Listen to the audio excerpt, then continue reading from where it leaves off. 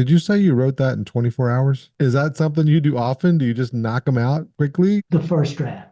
Yeah.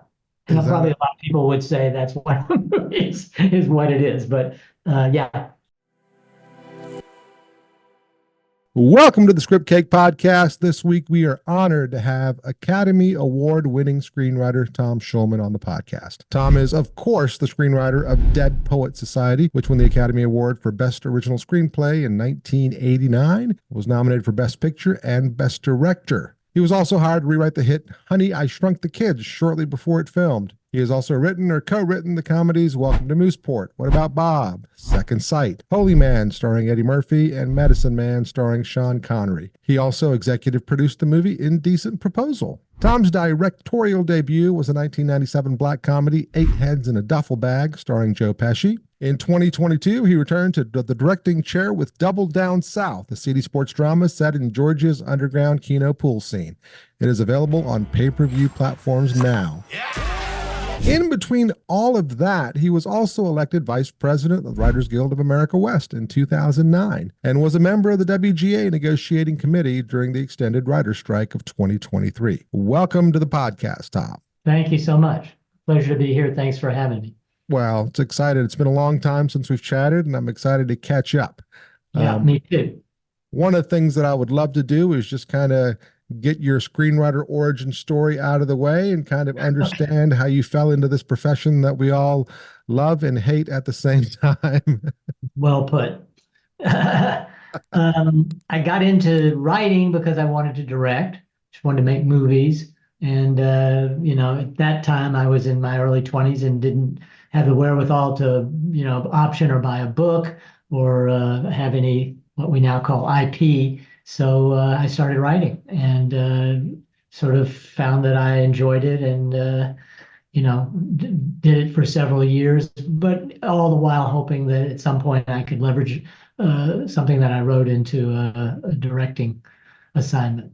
Okay. Was this when you were in college or after college? I got interested in making movies in college. I was taking a novels course, and as an option to rather than writing a term paper, the professor gave us a choice of either that or making a movie of one of the books, a Super 8 movie of one of the books that we had read. So everybody in the class made a movie. I teamed up with a couple other people in the class and made a movie of one of the short stories in John Barth's Lost in the Funhouse, and just had a great time doing it. And it was the first time I'd ever done that, and got hooked. And then I found out that they had a 16 millimeter camera at Vanderbilt where I was in school, and we some of us commandeered that, and they gave us some film, and we started making little shorts. And at that point I was really hooked. So I got into USC Film School, spent a semester and a half there. Got really frustrated because second semester we were going to make films. Three students together were to make three films. One where you'd direct, the other where you'd be the cinematographer, the other where you'd edit. And I was advised to go third, so the other members of my team would have more experience. And by the time we got to my film, both those other guys had quit. For one to become a rabbi, one out of frustration because he wasn't getting what he wanted on film. So at that point, I had no crew, and they said, "Well, you'll have to come back next semester and do it again." They wouldn't give me my money back for that class. I got very uppity about it and left. And I ended up at a place called the Actors and Directors Lab that was run by Jack Garfine, who was a brilliant writing, directing, acting teacher. Spent 3 years there, and while I was there, made a short called The Cowboy that got some attention. Started writing scripts, and I think I sold maybe the third script that I wrote. And although I was hired to write the first one that I wrote, but that one didn't get made. So, started out making films for low budget films for indie type people, and then once I sold a couple of scripts, those got made as movies of the week for ABC. And I got married, had a kid on the way, and decided, really got up my game. So I started writing like a script every 2 months. I wrote Second Sight, Dead Poet Society, etc. I think those two sold on the same day, and both of them took 2 years to get made, but at least I was sort of got my foot in the door that way. And So how many scripts did you write when you were knocking one out every 2 months? How many of those did you do? I think, let's see, I think I wrote three before I wrote Second Sight. I wrote a very bizarre movie about a man who became a Komodo dragon, I think. Something really terrible. And then I wrote Dead Poet Society, and then I wrote Second Sight, and got an agent for those, and then those. But I was determined. I would have written more had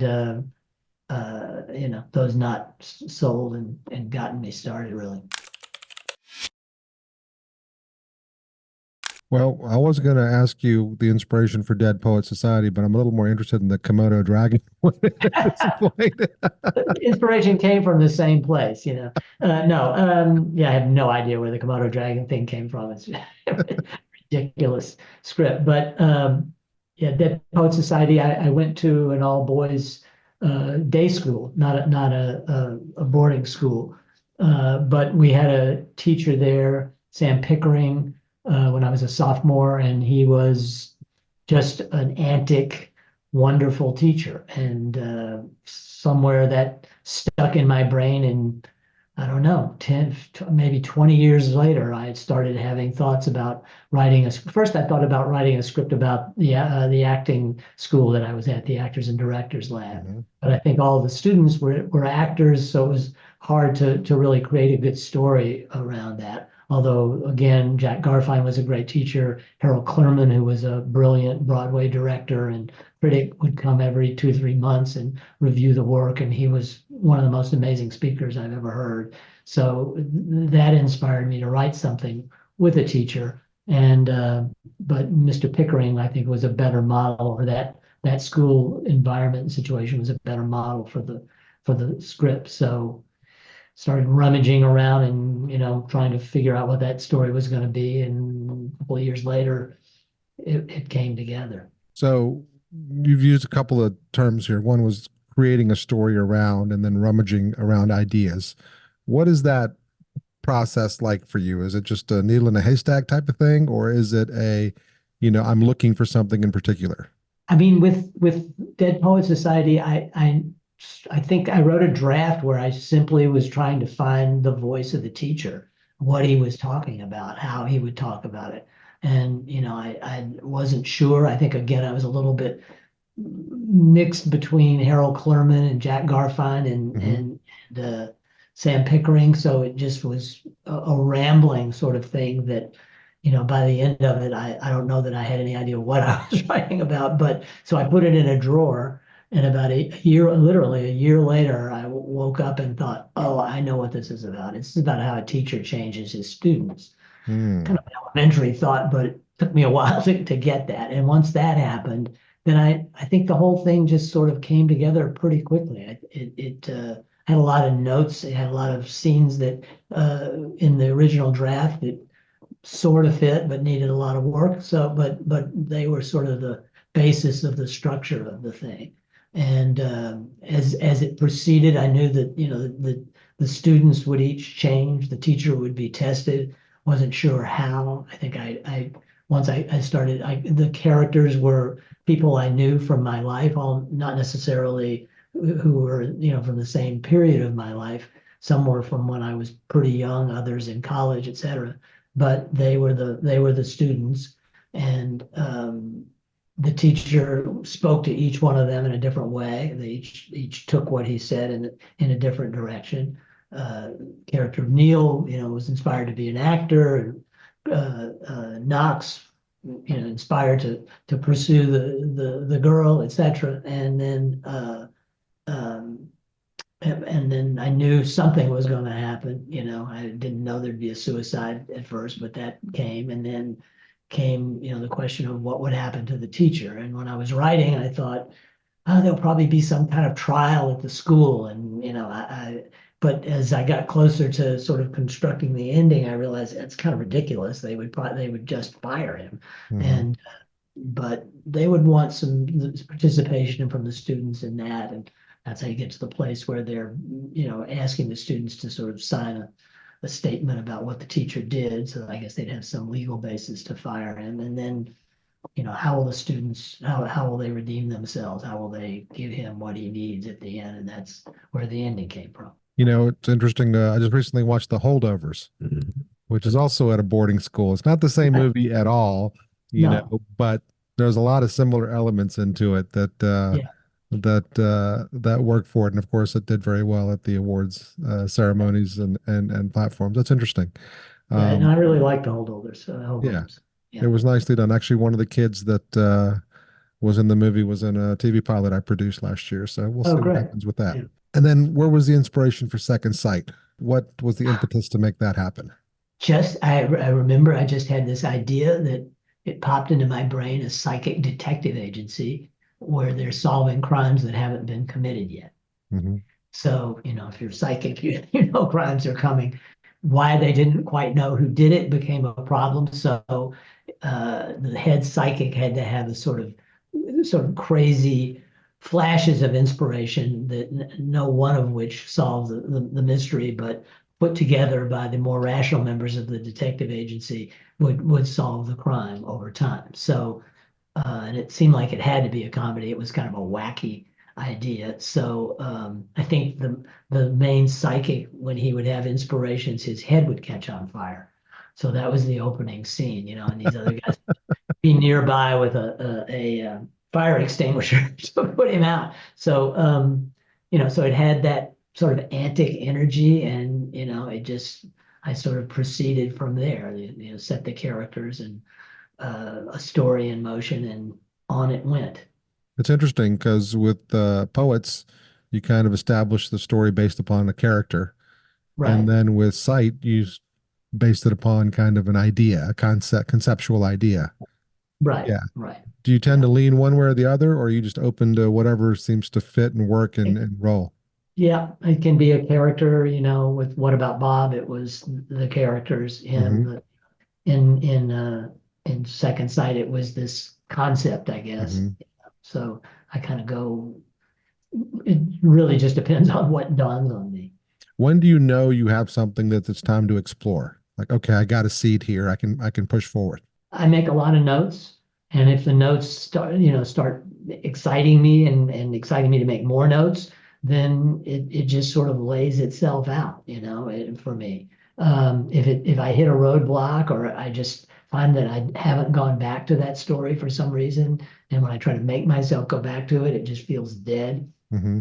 End of story. Sometimes years later, so an idea that I had years ago I'll see it on a piece of paper in the computer and go, huh, I know what to do with that now. So it's very would you would you? Random. Who knows where it comes from? One thing I wanted to ask you is where does the name Dead Poet Society come from? How did you come up with that? It's such a Well, that was the fantastic name of name. the club, and to be honest with you, I felt pretty uncomfortable about that name. It was just seemed, I don't know, it was a mouthful, and I think one person, one buyer put it well. It's got the three worst names, words you can think of, all in one title. Dead poets and society. These, you wouldn't want those in any title, and yet all together it's somewhat mysterious and compelling, And Disney tried to find another title for it. Oh, They really? tried really hard to find another title, but they couldn't come up with one. And I by that time I was sort of committed to the title, and I didn't volunteer the fact that if they just renamed the boys' club, then they could use that title. So, Right. but I didn't do that. So, and they didn't think of it, or if they did, they didn't jump on it. So. Is that something that came to you before the writing process, at the end? When did you figure out your titles? That title came when the boys named, when they found the name of the club in Keating's, annual. Um, I knew they were going to find it, that, that was what was going to re-inspire the club, that he had been in it, and they Mhm. were curious about it, and he inspired them to go start it again. So when I got to his annual and had to put it down, I knew it was going to be about spouting poetry out in the woods. Hmm. So, and they would inevitably be all dead poets. So there it was. It seems so like natural when you say it that way, but It's yeah, is there would anything else make sense? I don't think so. You right. know? No, absolutely. So of course you go on and just kind of start rolling at that point. Honey, I Shrunk the Kids, I think happens around the same time, doesn't it? As these Um, movies or soon after, yeah. Well, Honey, I Shrunk the Kids and Dead Poets, I think, was shot pretty much at the same time. I right? think maybe Honey was about the same time. Yeah, they came Okay. out at the same time. So So how do you write a heavy drama and then get hired to rewrite Honey, I Shrunk the Kids? How does that happen? when it was given to me, Honey was called on the page. The writer called it a backyard drama, and the Disney wanted a comedy. So Hmm.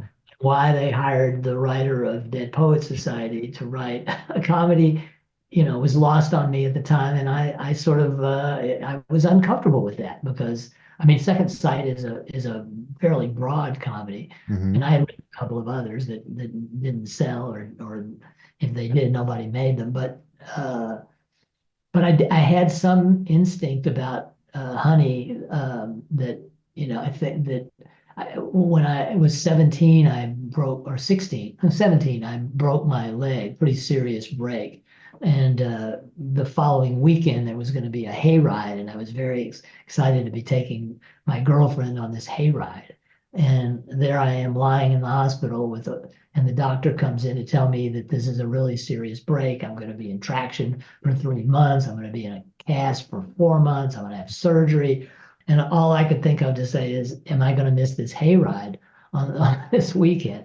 And that for me was what these kids were going to think when they were shrunk. Hmm. They all had their agendas, things they wanted to do with in their lives, the things that were important to them. So even though they're, half an inch tall or a quarter of an inch tall, their first thought is, do I not get to go out with that boy? Am I going to Right. miss the Yeah. camping trip? Yeah. That kind of stuff. So I thought that was funny, and so that launched me into the whole story in a way that I made me think I could write it as a comedy. I guess you did more, Welcome to Moose comedy. What about Bob's comedy? And so on. Is that where you feel the most comfortable, or is that just where your career kind of took you? How does that come Hollywood about? was not keen and hasn't been for a long time on dramas, particularly studios. I think those would be considered sort of low or middle budget films. Hmm. And shortly after Dead Poets, maybe in the early 90s, those kind of movies got relegated to companies like Miramax, Warner's Independent. The major studios got out of that business. Right, right. So the stuff that I got hired to write, being mostly studio driven stuff, was, comedic in nature or action in nature. I didn't do any action films, but and that was a mistake because those were the movies that went on to dominate the movie market Yeah, basically. Yeah. they're So still dominating the movie market. yeah, for better or worse. So Now, was Medicine Man a script for hire, or is that an original idea? no, that was a spec. Okay, what inspired you to write that? My then wife went to Costa Rica, and she met a University of Pennsylvania professor named Dan Jansen who had this project where I think he raised several $100 million from all over the world to create this park called Guanacaste National Park on the west coast of Costa Rica. And it's a very unusual piece of property because it's part of a dry rainforest, seasonal rainforest. In the summer, it looks like a savanna, and in the winter, it's a rainforest. So Wow.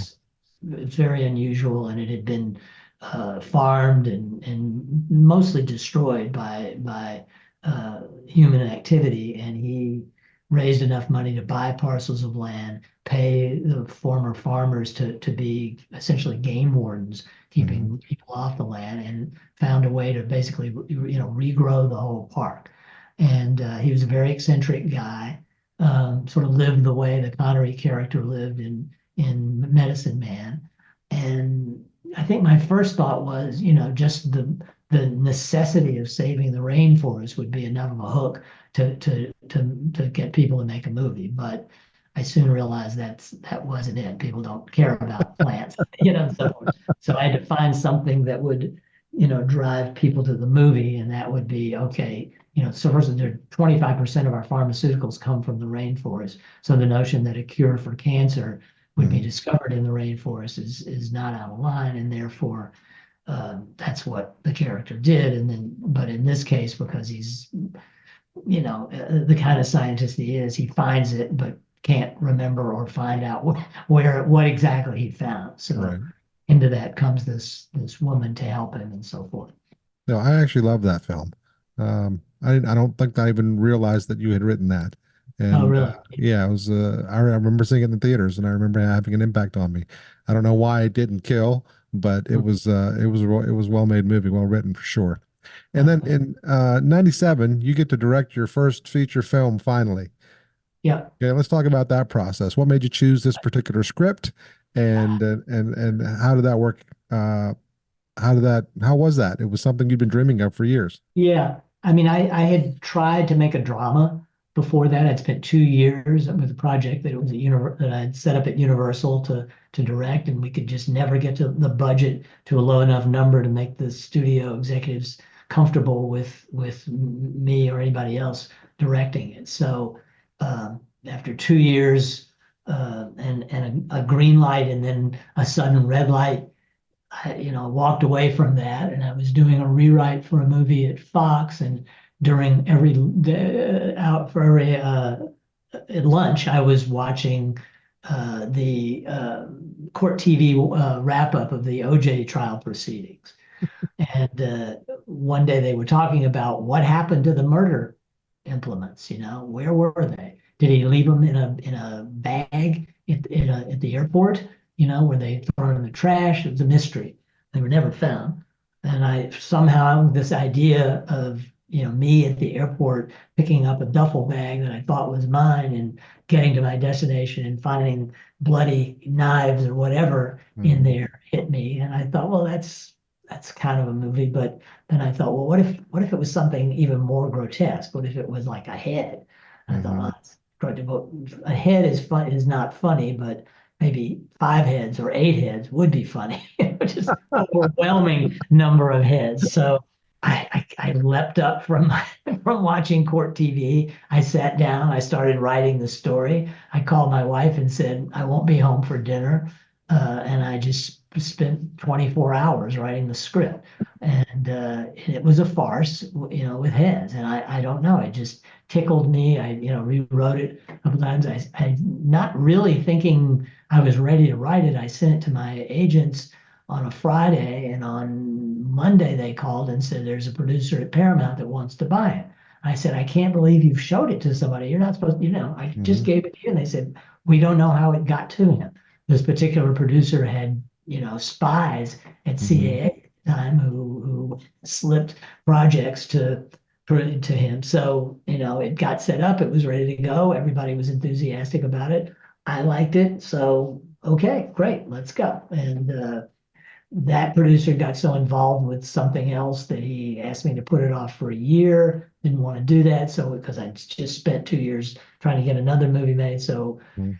moved over to a couple of other producers who ended up leaving Paramount and going to and running Orion Studios. So that's where it got made. Did you say you wrote that in 24 hours? The first draft. Yeah.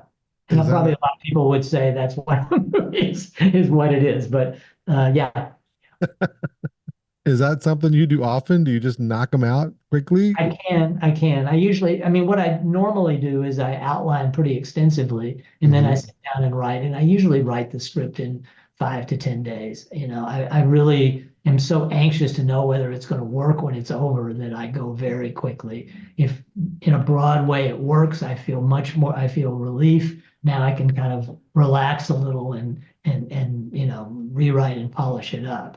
But to me, if when it's all over, it's not going to work, that's a disaster. So I want to get the disaster over with as quickly as possible. So yeah, Honey, I Shrunk the Kids was a 5-day rewrite.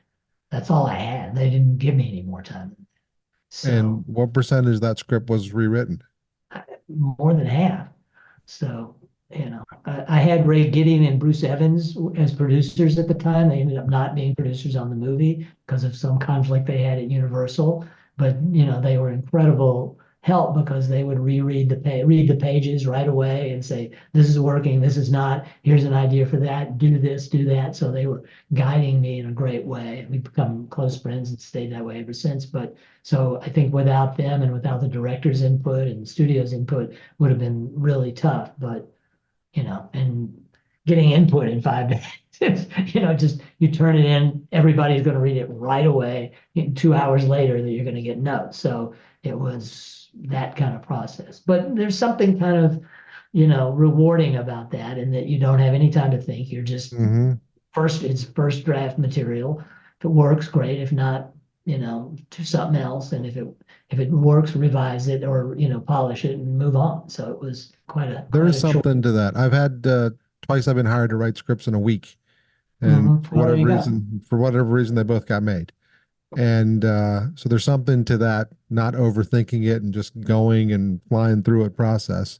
So when you're Right. writing that quickly, is it 2 hours at a time, 10 hours straight? Like you just drinking a lot of Uh, coffee? Like what are you doing? How are you making that if work? I'm writing that, when I mean, I always sit down and go, just do 5 or 10 pages today. Hmm. But 5 or 10 pages of a screenplay, just not that many words. So maybe 5, 6 hours into it, I'll realize, God, I'm on page 19. Right. It's first draft material, but the scenes have been, at least I've thought about them usually. On 8 heads I hadn't, but on everything else I was, if there's a map. So I find that maybe 12 hours and 25 pages will be generated. And it's really excruciating in a way because there's something in me that while I'm writing it, it's just like I don't want to do anymore. I don't, but then I see what's coming and I go, oh, I kind of want to do that. So I'll do that. And then I go, but when I get done with these 5 pages, I'm done. But then I see the next. And, Hmm. if I can get through, then I go, well, God, I want to get through the first act, the first third today, just to make sure I know how I'm doing with the story. So that'll happen. And then usually act two is 2 days, and then the third act a day or two too. So it's just that, it's the anxiety that drives me. I think all of the screenwriters listening to this can relate to that. Yeah. So, you also said that you usually do some extensive outlining. What can you define extensive outlining? What does that mean? Yeah. Well, Dead Poets is a good example because prior to the year that I wrote the first draft, and I think at some point during the year while I was sitting in the drawer, I was just random ideas were coming to me about it. Oh, maybe this person would be good for that character, that one of those students, and this person would be good for another. And the reason that person came to me is there a story that they had. For instance, the character of Neil was based on a friend who had a father like that. And even though Neil never committed suicide, he gave up so much in his life to an Hmm. authoritarian father. So thought that belongs in this story and so forth. So I had lots of notes. So when I finally it dawned on me, oh, I see what I'm doing. I'm writing a story about how this teacher affects these students. I decided, okay, I think I've got enough to weave this together. So I actually had between the first draft and the notes, 275 pages of notes in my computer, just insane. A lot of it Wow. duplicative, because sometimes you'll have an idea and write a scene, you realize you wrote that same scene a month ago or something. But so I kind of put every note and made sure that there was a space between it and the next note, printed it all out, sliced them up in the spaces. They had a huge pile next to me, cleared all the furniture out of this office I was in. It was just me, a chair, a desk, and a computer in this pile. And then I just took the first note off and went, okay, this belongs in the middle of the movie, and this one is in near the end, and so forth. And now I had three piles, act one, act two, act three. And then I just started, dividing them, working on act one and then going, and then going, I don't know if I have an ending. I have this stupid ending with this trial, but I don't Hmm. know. while I was working on moving these pieces around, other ideas for how to stitch things together would come. So I would type in the note, print it out, put it in the right place. And in about a week and a half, I had every note, every strip that was relevant laid out on the floor in this giant sort of outline. A lot of people do it with cards, but for me, Hmm. card won't hold enough information. So it was these, rows of strips. So then I put wide pieces of tape down the middle of 8 by 10 paper, and I 3D punched the paper, and then I took the strips and I scotch taped them in order onto those pieces of paper, and then put them in a notebook. It was actually two notebook binders full, and the first page was like 5 suggestions for titles, that I thought of during the time, but I thought, okay, Dead Poet Society, I put that on a clean page and wrote it in the computer and basically used that as a kind of large outline for the script. And I've pretty much done that ever since for every script except Eight Heads. And Wow. I don't know if I was just lazy on that or so just I really saw the whole thing right away once I had the idea. Hmm. So it didn't feel necessary to outline it like that. And I was just, scenes were coming to me in order quickly. So I didn't need to, go through that more scatterbrain process, really. Right. Fascinating. Fascinating. That The big advantage of this, which I just stumbled on, is that while you're, working with the strips, and it's sort of such a physical thing, and it takes time to find the place that the strip goes, your brain is working on something else. mhm. So you get a lot of those kind of aha in the shower moments Yeah. while you're doing it that I don't think you'd normally get if you're doing it in a more linear process. At least that's the way it works for me. So those kind of eureka moments happen all the time, and you're kind of relaxed as you're moving things around physically, and that relaxation allows your brain, your unconscious, to find the answers to things.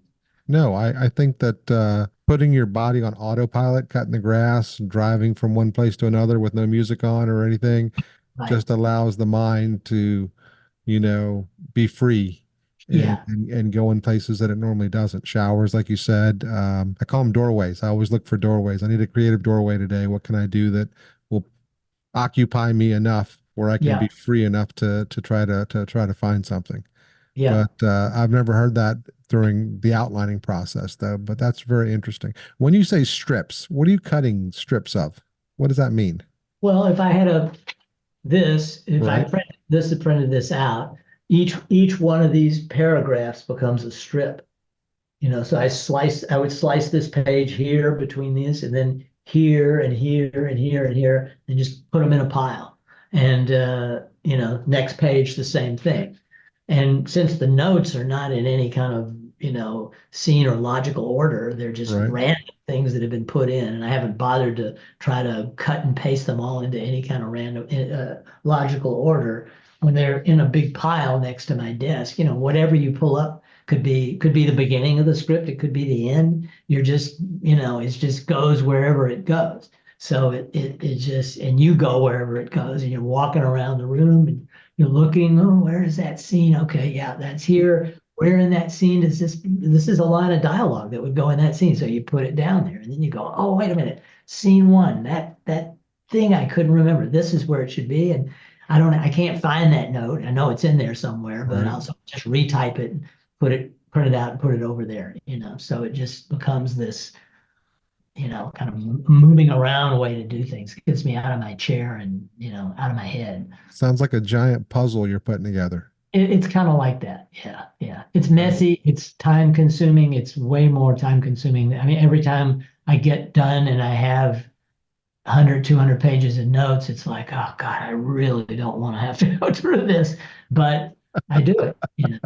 That's Just the fascinating. physical process of doing it takes a while to just slice up 150 or 200 Yeah. pages in strips. It takes a while to put them back on 8 by 10 pieces of paper. It's just And and I make sure that each strip has got its own little piece of scotch tape on the top of it so it can be lifted off and moved somewhere if it needs to be. And I'm pretty meticulous. I take every strip that seems like I don't need it, and it'll go in a pile of question mark. Maybe I'll need this, and X. I know I don't need this, but I save it all just in case. And it's tedious. One day when I'm out in LA, I want to see this process in action. I want to just observe. I want to see how it works.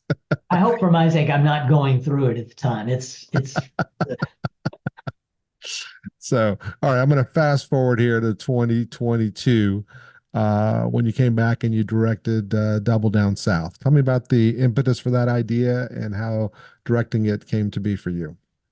Yeah, I mean, when I talk about and you ask me about ideas and which ones are going to make it and which ones aren't, I think in 1975 or 76, I had this idea of a woman pool hustler because I used to go to a pool hall in Nashville called 20th Century Pool Hall, and in the back they played a game called Keno where they put a board on the table and the board had holes drilled in it and a little ramp that comes up off the felt on the pool table. And so the idea, the simplest part of the idea is to try to hit, the one ball into the one hole or the 15 ball.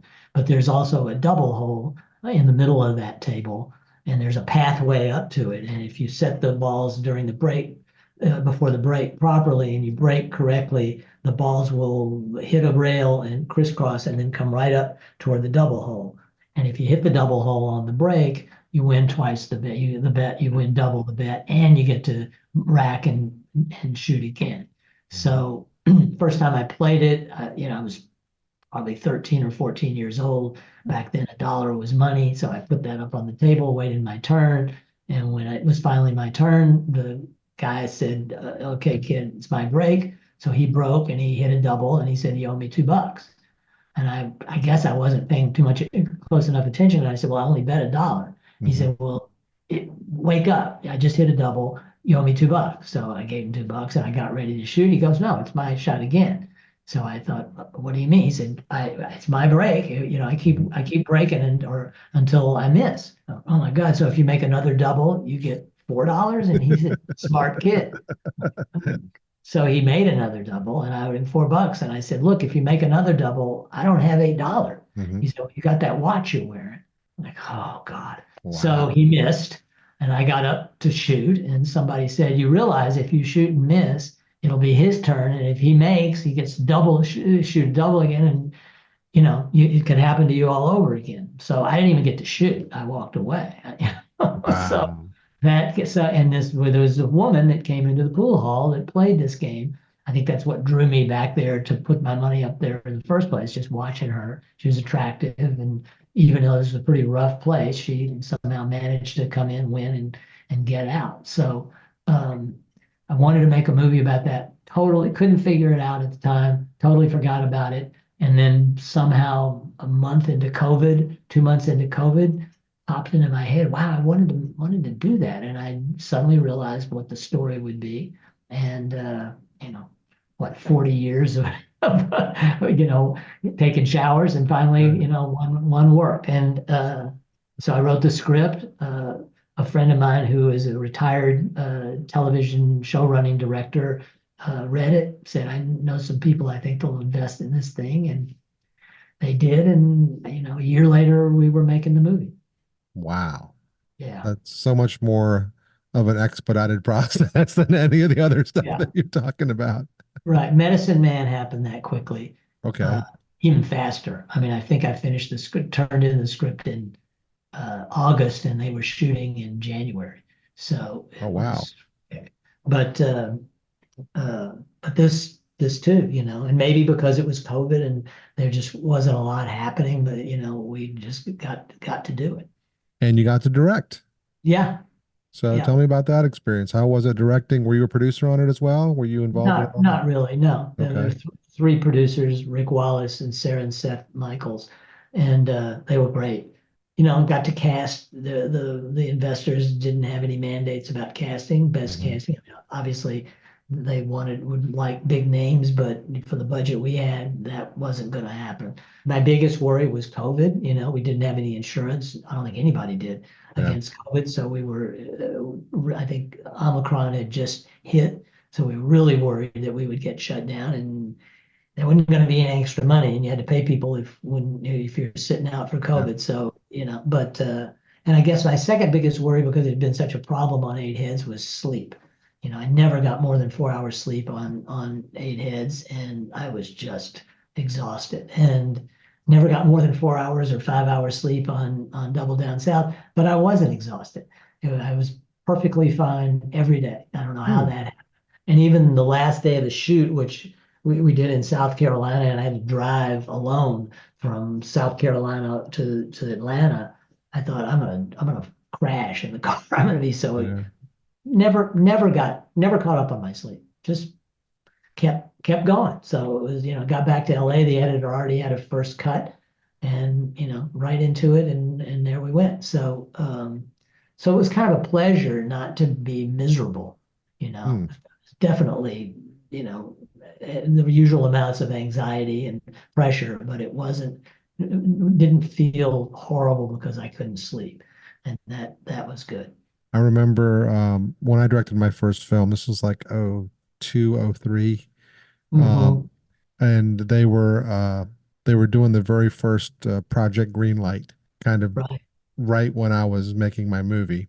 And I would come home, my wife would be asleep. I would watch like 20 minutes of Project Greenlight. I would go to sleep. I would get up and I would leave before she woke up. right. So there would be like a little bit of evidence that I was there, but for all intents and purposes, I wasn't there for weeks on end. Right. And then I would watch the struggles that the directors of Project Greenlight were going in, and I would commiserate with them. I would be like, Yeah, yeah. what do you think is the reason that this time it didn't impact you the same way? What was different? I don't know. It maybe because I'm older and don't sleep as long as I used to. I was probably getting 8 hours sleep regularly back before I launched into Eight Heads, and I think I get about six now. So four was Mhm. just not that awful. Um, and I think maybe because the shooting schedule was, well, we did it in 22 days, and the Eight Heads I had 35 days. So, Mhm. and I had a lot of company moves in Eight Heads and things that made it take longer anyway. And we did this movie in two locations, so all interiors in one place, all exteriors in the other. So it was doable, but at the same time, it was a giant puzzle because we have these pool tables, and you have to figure out how to move the characters around the table properly and Mhm. shoot it in such a way that it's still you're telling the story, and it was complicated. And so my brain was just on all the time trying to figure this thing out. As much as I thought I had it figured out before I went on location, it had to be done over and over and over and over again, to the point where I'd come back from the shoot we had no overtime, so that was helpful in a way. We just 12-hour days, and Mhm. you go. So I would go back, have dinner, sleep for 4 hours, wake up, and start replotting what was going to go on the next day. Yeah, so it just was, so involving that way that I don't think I just had time to get tired. That's And fascinating. the actors were wonderful. We had 5 days of rehearsal before the movie. Could not have done this on that schedule without that, because to sort of arrive on set and try to figure out all the blocking and Hmm. so forth around those tables, and the shooting and so forth, just the pool shooting, and then the day of, and then try to make that many pages in a day would have been impossible. So What was the most gratifying part of that experience for you? we put all the actors up in the same sort of old Victorian house, and they formed a kind of family there, and a sort of another version of the family that formed in the movement between the characters in the movie.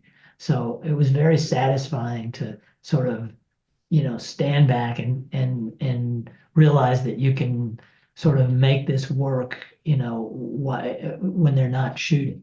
You can the bonding and they just had a natural tendency. I encourage them because none of them were Southerners to once they found their accents to continue to talk in those accents all the time. so that they wouldn't lose it when we're shooting. Okay. And so they did, and that kept them in character, even when they're just eating dinner with each Mhm. other. So it was it was satisfying to see that work. Interesting. Okay.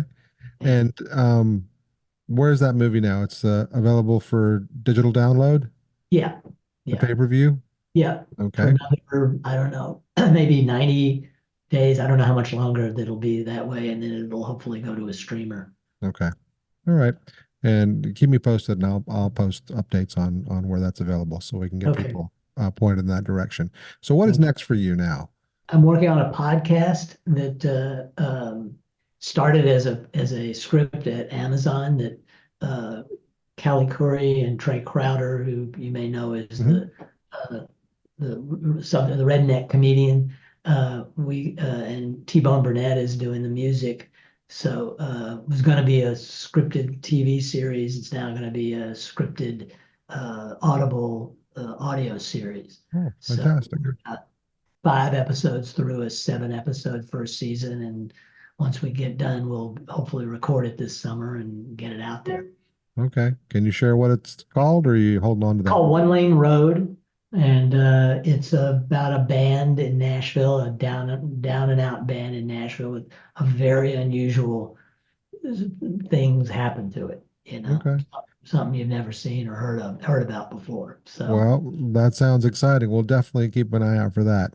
Any feature films or directing coming up for you in the future? yeah, I've got a project that we're trying to get funded right now. We're pretty close, but and if it goes, it'll be really fast, and it'll go in late July, early August. So I can't even give you the Sure. title, but All right, fair I'm enough. excited about it. So we'll It's good see. to be excited about things. Yeah, Well, yeah, yeah. all Really, right. really hoping it gets funded, it gets made. Well, let's shift gears. In '09, you were elected vice president of the Writers Guild of America. And have you been vice president that entire time, or have you? No, no, no. The officers are there for 2 year terms. Okay. So yeah, So you did your I was 2 year there term, from and I'm '09 to 11. I had been on the board to from 2005 to 2009. okay. And we just went through this massive writer's strike.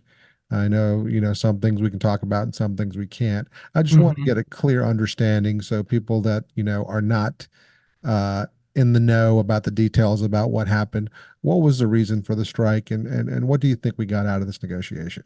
The reason for the strike was something that kind of was new to me when I started on the committee because I'm a feature writer, and haven't delved in television too much, which is that because of streaming and the way the streaming companies make television, the business had changed dramatically.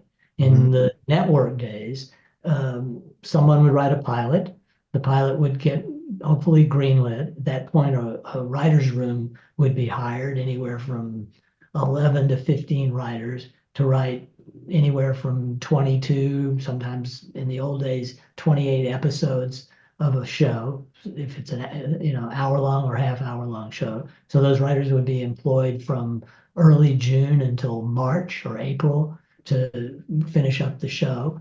And then they'd take a couple months off, and if the show was renewed, they'd come back and do it again. Hmm. The streamers do it differently. They put together what they call a mini room of 4 or 5 writers who, along with the person who created the show, will sort of bang out all the scripts.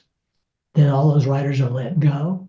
The network will take its time and decide whether they're going to make the series, and if they do, they may or may not rehire any of those writers to come on board for the show. So the amount of work available for television writers is really attenuated compared to what it used to be. Far fewer jobs and not as good of jobs. They don't not in the mini room. They tend to pay less, not more, than they would pay you in a regular writer's room.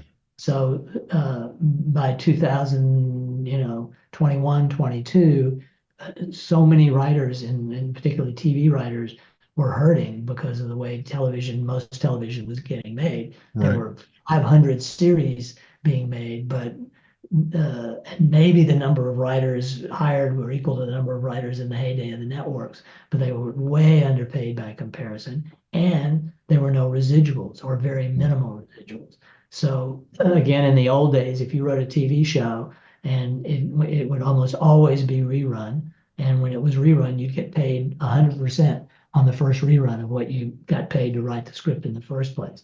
So even though people wrote scripts for Writers Guild minimum, first rerun they would get that minimum again. If there was a second rerun during the summer, which there almost always was, they'd get 90% of that pay and so forth. So one script or two scripts or three scripts a year could help you pay for your house and put your kids through college Yeah. without any residuals, which is the streaming model, or very minimal residuals. There's none of that extra pay.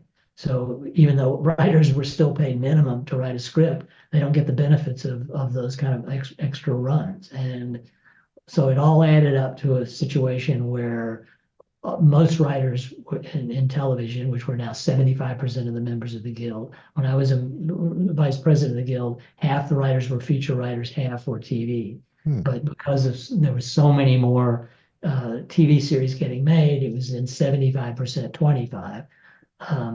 Those writers were working, but many considering having to take second jobs, as baristas and stuff, just to make a living while they were writing hit television shows. And then also, if you were lucky enough to be hired in a mini room, when they laid you off, you weren't able, you were contractually obligated to wait until until the streamer decided to whether you're going to be rehired or not. So you could wait 6, 8 months. You could write pilots. You could put yourself in a second position somewhere, but you couldn't get going until you were released by the streamer, and you didn't. So you're not getting paid for months of work. So it was a bad time. So we had to remedy that. We had to change, essentially try to turn the streaming business into some variation of the old network business in order to keep writers afloat. And that's what we did. Are you happy with the outcome? Yeah, I think, this was my fourth negotiating committee. It was by far the most successful that we had. I was there for the 2007, 2008 strike, which we did okay, but this was, a much more definitive win for us, and a necessary one in the ways that the others, although, writers needed more money, this was kind of the writers were sort of in an existential situation going into this strike. And then how does AI work into this entire process? Because I know there were some negotiations dealing with AI. Is that correct?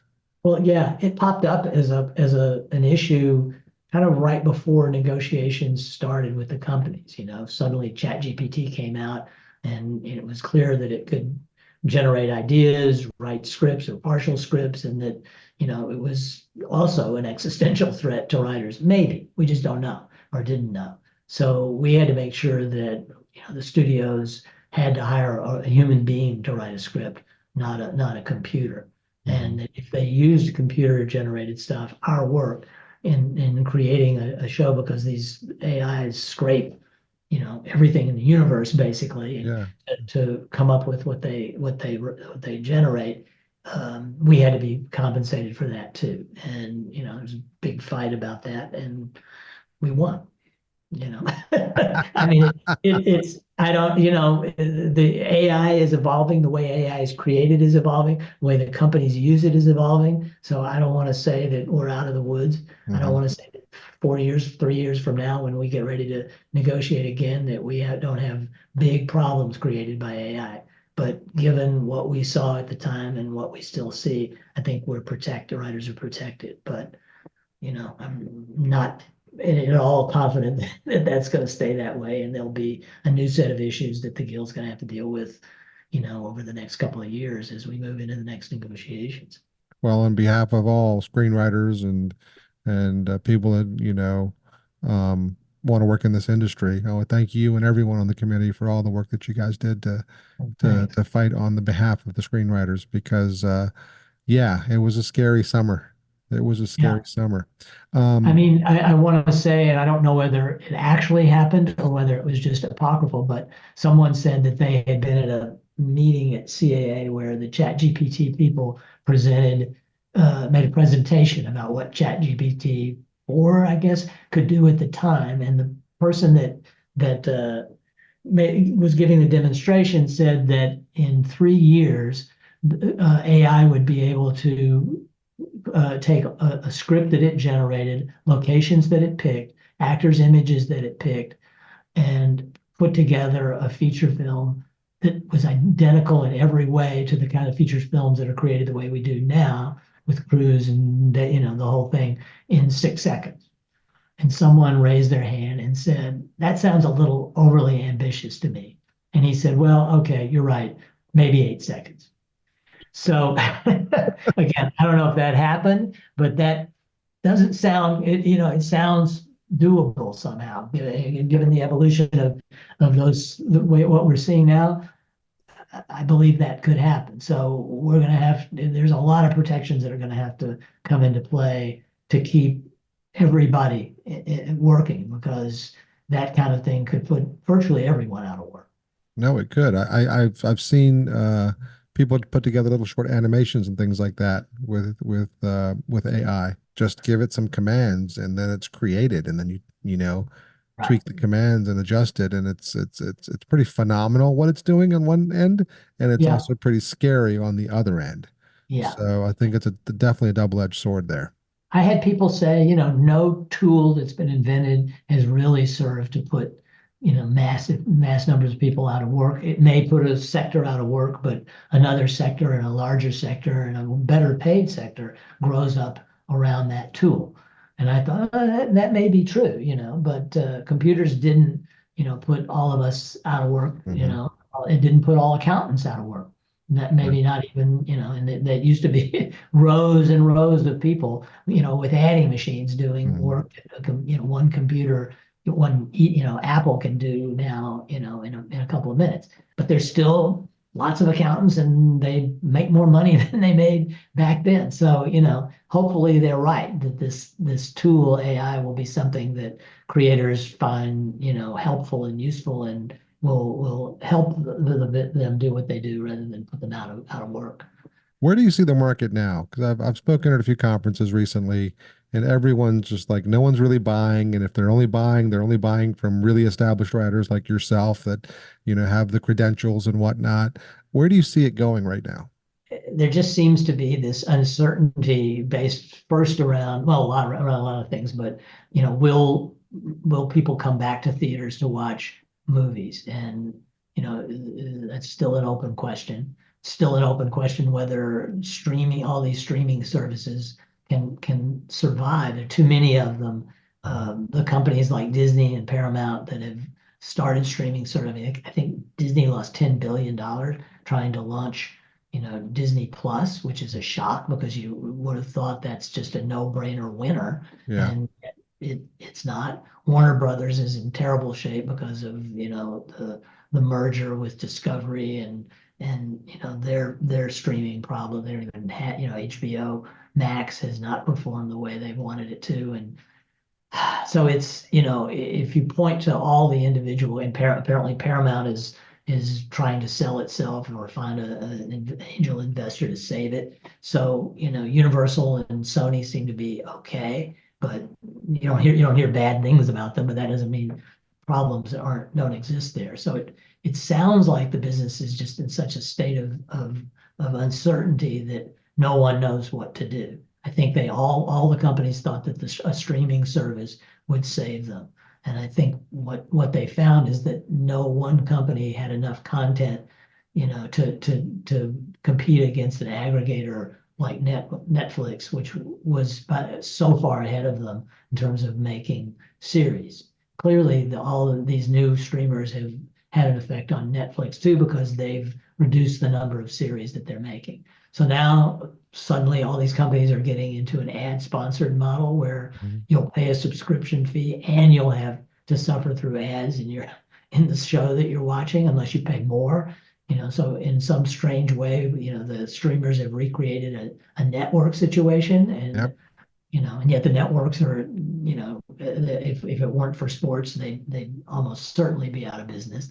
So I don't know.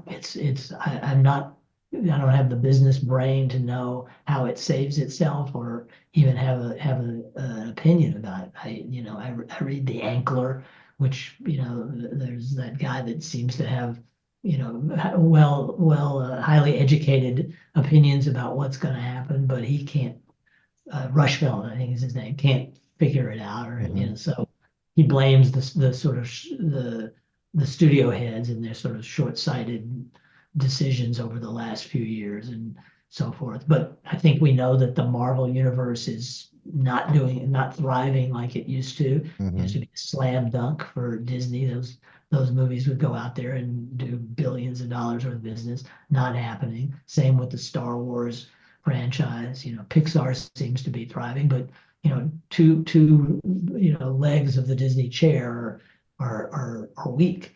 Well, So Pixar laid off 14% of their staff today. yeah, so there Yeah, you go.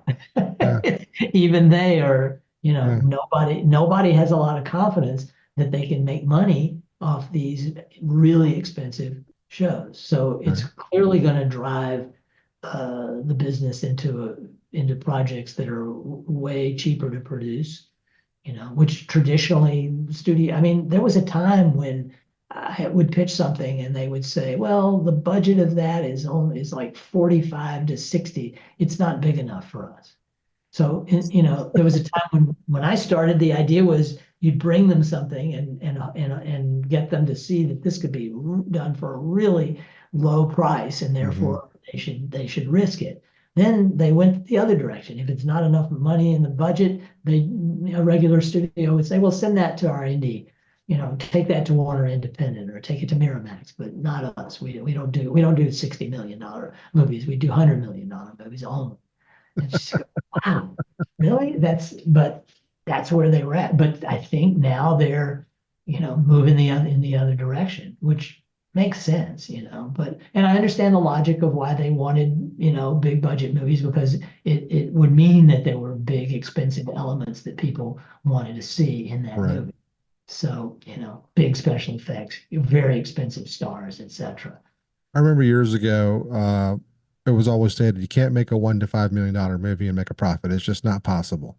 And then Jason Blumhouse comes out, and Yeah, that's all he does, and all he does is make profit. And yeah, it's short-sighted to yeah, have those kinds of thought processes. Well, let's yeah, do this.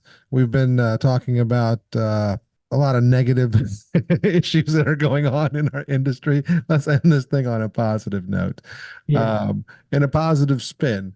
We can take this one or two ways. How do you see things that are going to work out for us in the industry? Or if you want to be more specific, let's get something to inspire some of these next generation writers to come out and take it to that next level, filmmakers, directors, artists. Well, I'm an optimist when it comes, I mean, I'm to the movie business and television too. But I mean, ever since I got to Hollywood in the middle 70s, they were predicting the demise of the movie business. That, it was, and it never happened. And, Hmm. and partly because some other technology came along, an ancillary technology that would give them enough money on the back end to float these theatrical features. But I believe that people want to go see movies in theaters with other people. I think comedies are more fun that way, and movies in Hmm. general are fun that way than watching them alone or with just a couple of friends in a living room. So I don't think movies in theaters are going away. I just think it's going to take time for people to get back into the habit after COVID. I think movies are still a dating kind Hmm. of ritual, and it's no fun to take a date home to your living room where your parents are there. You're going to want to go out.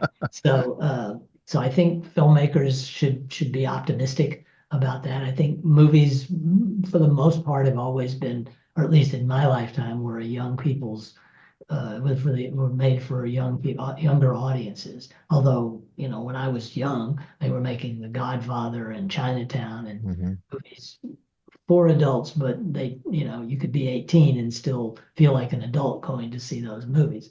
And I think that's going to come back. I think this whole notion of splintering the audience into, little niches and only making movies for, 16-year-old girls and 40-year-old women or whatever is going to be is going to last. I think they're going to start making movies for everybody, and they're going to be more challenging, more interesting, and I think the younger people are going to feel respected for that.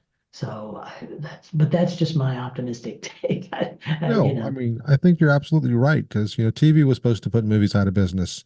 VHS was supposed to do it. DVD was supposed to do it. Streamers were supposed to do it. COVID was supposed to do it. And here we are. I took my wife out to a movie last week.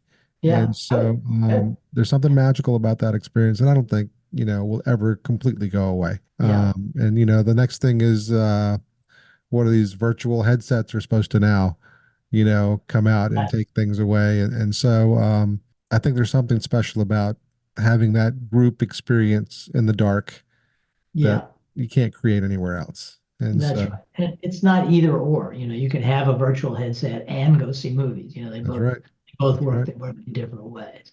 So yeah, again, they've been predicting the demise of this kind of entertainment for probably a century. So, Hmm. I know that starting with television in the late 40s, early 50s, that, they thought that was it. It was over. Why would someone go pay to see a movie when they can just watch it on television? And that, yeah, it put a dent in the box office, but box office revenues kept growing, and I think they will again. And they will continue to it. Yeah. Tom, thank you for taking the time to chat with me. It's always Oh, a my pleasure pleasure. to speak with you. I know you're a busy man. I hope to hear something in the trades about your new movie coming, and excited to see where that goes, and looking forward to watching Double Down South and checking it out. Okay. Appreciate it. All right. Enjoyed You have a wonderful day, and thank it. you for taking Okay. the time. We'll talk to you soon. Thank you so much for watching this video, and as a small token of my appreciation, I want to offer you a free video course on how to outline your screenplay. I normally charge $299 for this course, but for a limited time, it is free. Now, it is a 5-day course, but I'm giving you 7 days to finish this outline, okay? After 7 days, that course goes away. So if you're not dedicated and you don't want to knock out a killer outline for your screenplay, don't do it. But if you do, click the link below. I can't wait to hear how you like it.